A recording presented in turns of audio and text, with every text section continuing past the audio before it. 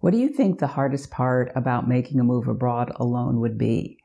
Well, I got a response to that question on my Why Expats Struggle video from a viewer who said that she thought the most challenging part of moving abroad alone would be dealing with the hard days and not having close friends or family to be right there with her.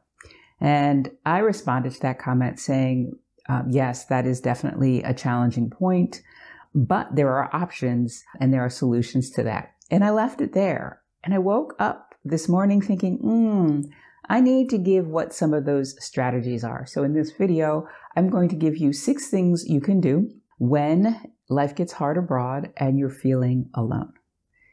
Now, if you've already subscribed to my channel, thank you. If you're new here, welcome, and consider subscribing and clicking the notification bell so that each time I upload a video about living in France, moving abroad, or finding the confidence and courage to live life on your terms, you will be notified. My name is Patricia Brooks, and almost 5 years ago now, I moved from Richmond, Virginia to the south of France, and I've been enjoying my time here. And I have had some struggles, and one of those was dealing with the loneliness, dealing with things when times got hard, and kind of being far away from my connections at home. In this video, I'm going to give you 6 strategies on how you can deal with that once you make your move abroad, or if you're already living abroad, so that you can feel more comforted. Now, these are all things that you can do for the most part before you make your move abroad. And I recommend that because planning and preparing for the eventualities that may happen, they might not, but if they do, then you will already have this in your bag of tricks to help handle the situation. Now, strategy number 1 is something that one of the members of my program actually did when she made her move to Germany several months ago. And that was to bring some of the comforts from home to her new home. And what she did was she had the foresight to recognize that she would, even though she was going someplace she wanted to be, that it would be different and it might not feel quite as cozy as home. So what she did was she packed up her favorite teas and also her favorite candles from the United States. And she packed them in her bags. And so when she arrived in her new apartment, she had them ready to go. And so she could sit down and have a cup of tea, light a candle, and have that comfortable, comforting scent right there with her. And that helped her with her transition. And I think this is something good to have in your back pocket if you're going through a day that feels challenging. Just to, do something that grounds you is important. Now, I didn't quite do this in the way that she did this, because what I did was I packed something that had to be shipped and I received maybe 3 weeks later. And so I didn't have it as soon as I got there. And what that item was a security blanket. Yeah. I'm a 55-year-old woman who still has a security blanket.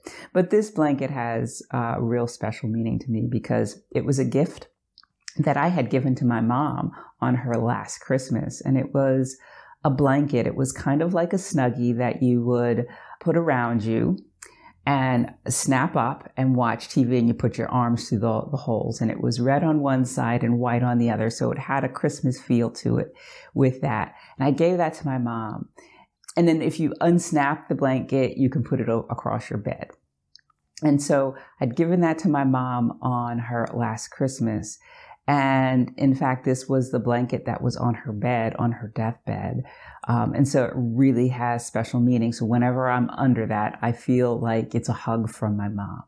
So bringing the comforts of home, I think, is something that is important. People wonder what you should pack. Definitely pack a few of those things that are going to help ease your transition. So that's strategy number 1. Now, strategy number 2 has to do with learning to become your own best friend. And it might sound cliche, but when we like who we are, it's easier to be around ourselves. It's easy for us to be alone. It's easier for us to not feel like, oh, I got to find somebody to hang out with or to talk to or share my problems with. Because the fact of the matter is, when we have days that we feel down, sometimes we just don't even feel like being around people. But if we feel compelled that we don't want to be around ourselves and put ourselves out there, we can bring an energy to a relationship that is not helpful.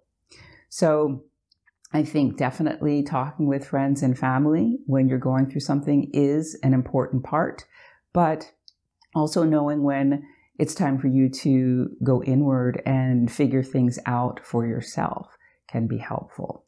And one of the ways that I have learned to be my own best friend is through journaling, because when I am swirling about, when my mind is just going a million miles a minute and there's so many thoughts and ideas and feelings swelling up there, I can get it out of my head and onto the paper. And that kind of clears the space in my head, and that makes me feel better. It grounds me.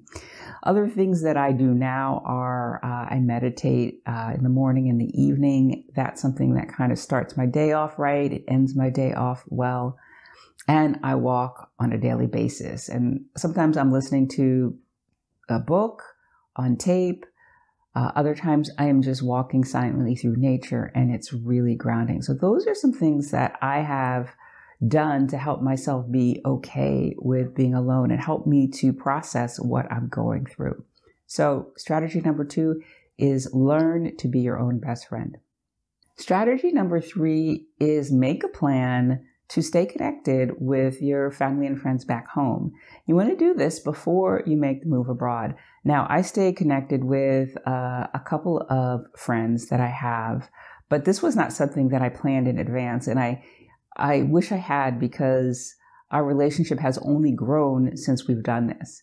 And so what I mean by when I say make a plan to stay connected is to, before you move, say, hey, I really enjoy our relationship. I appreciate it, and I want to continue it.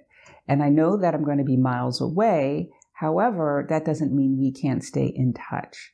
And I wanted to have this conversation with you to see how that could work for us. And then figure out, together what that looks like, the frequency, how you're going to meet, those sorts of things. And so when you keep those lines of communication open in that way, on a day when you are struggling and you do want to reach out to someone, it's not like, oh, I only hear from this person when things aren't going well. In addition, as I said, I think it actually can strengthen a relationship because you have made it a priority. So make a plan to stay connected. So as you hear strategy number 3, who would you put on your plan to stay connected with? Take note of that. And then as you're planning your move, you can use that and have that conversation. Strategy number 4 is to find an expat community. And again, you can do this in advance. There are groups online where you can reach out to people who are moving to the country you're moving to the cities that you're moving to, and you can start to build relationships that way. So then once you are on the ground, you are not completely alone. So once you arrive, you can say, hey, I'm here. Let's go out for a coffee so we can meet in person. And I think this is a lovely way to feel not so alone, but also to build relationships and community, and that will help you when you navigate your life abroad. And maybe in times when you're having challenging times, you will have built a friendship that's strong enough for you to count on and commiserate with them. Strategy number 5 is to make friends with locals. And I say that all of these strategies are things you can do ahead of time. This one really has to do with learning the language, preparing. If you're going to a country where there's a foreign language that's spoken, get better at the language so that you can do this. So that you not only have a community of expat friends, but you have a community of locals who can become your friends as well, and who over time you can count on and they can count on you. Strategy number 6 is to seek professional help if needed. All right. So it's great to be able to talk to friends about what's going on for you. It's great for you to rely on tools such as meditation, journaling, all of that. But if you're really going through something that you feel you need some help with, then absolutely reach out and find professional help. So those are 6 strategies that can help you to navigate those challenging days and your transition as you move abroad. Which one of those do you think that you will definitely use? Comment below. Now, navigating challenging days is one of the things that you will have to tackle once you make your move abroad. And there are so many others to plan for before and after your move. And if you would like to talk through what strategies you can use in order to navigate those, then let's have a conversation. I'm going to put a link to my calendar in the description where you can schedule time for us to talk and figure out where you are, what things you need to plan for, and if working with me could help you make your transition with more ease. Now, if you found this video valuable or interesting, give it a thumbs up and subscribe for more videos like this one. That is all I have for you today. I will see you again next time. Bye for now.